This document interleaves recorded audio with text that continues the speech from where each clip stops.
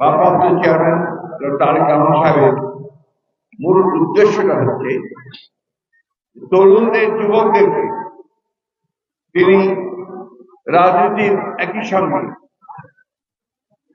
যে ক্রীড়াঙ্গনে তাদের যে পরিচালনা থাকা উচিত এবং এর সার্বিক যে সংগঠন আয়োজন এবং খেলাধুলার যে বিষয়টা সেটাতে জড়িত হওয়া উচিত, এটাই ছিল তার মূল লক্ষ্য।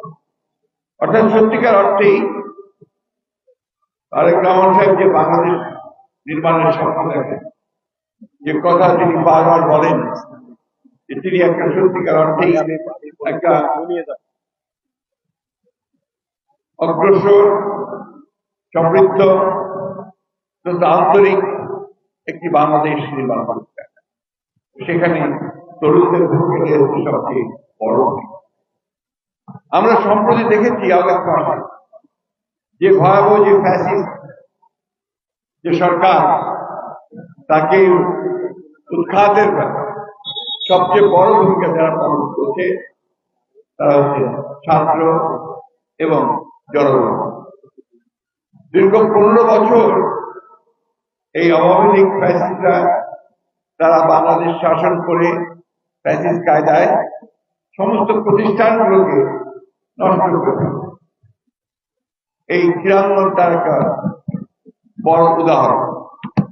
তো এই ক্রীড়াঙ্গনকে কোনদিন পূর্বে কখনোই দলীয়করণ করা হয় না, তারা এটাকে দলীয়করণ করে, যার ফলে আমরা পত্র পত্রিকায় দেখেছি যে সমস্ত মেধাবী ভালো ট্যালেন্টেড যে সমস্ত খেলোয়াড়রা ছিল আজকে আমি এখানে রাজনীতির কথা বলবো না।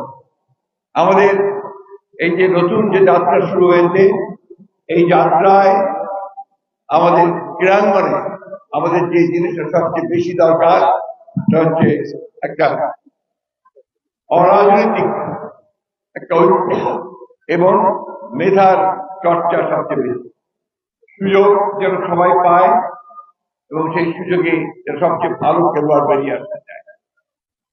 আমাদের এই দেশের তরুণ যুবকেরা, মানুষেরা ক্রিকেটের খুব ভক্ত হয়েছে ইদানিংকালে, কিন্তু একটা সময় ছিল যখন ফুটবল ছিল সবচেয়ে বেশি এখানে একটা জনগণের প্রিয় খেলা। আমাদের আজকের সৌভাগ্য যে ঢাকা মহানগর উত্তরের যিনি সভাপতি দায়িত্ব পালন করেছেন, তিনি একজন জাতীয় ফুটবলার, জাতীয় দলের ক্যাপ্টেন। এটা আমাদের একটা বিরল একটা সৌভাগ্য এবং আমি মনে করি এই যে একজন খেলোয়াড় রাজনীতিতে এসছে, এতে রাজনীতি কিন্তু সমৃদ্ধ, কারণ খেলোয়াড়দের যারা খেলাধুলার সঙ্গে জড়িত থাকে তাদের মনটা অনেক উদার হয় এবং তারা সমাজের বা যে সমস্ত আপনার কাজগুলো আছে, যেমন মাদক বা অন্যান্য বিষয়গুলো যা গ্রহণযোগ্য নয়, সেগুলো থেকে কিন্তু বেরিয়ে আসতে তারা সাহায্য করে। আজকে এই যে আয়োজন, এই আয়োজনের ভিতরে এটাও কিন্তু আমাদের ভারপ্রাপ্ত চেয়ারম্যান সাহেবের একটা উদ্দেশ্য, যে আমাদের তরুণরা যেন বিপথে না যায়, তারা যেন মাদক অন্যান্য যে অপরাধ জগতের সঙ্গে জড়িত না হয়, তারা যেন মাঠে আসে, যারা খেলছে তারা খেলবে এবং যারা দেখবেন তারা দেখবেন। এই যে নির্মল বিনোদন, এই বিনোদন আর কোথাও পাওয়া যায় না।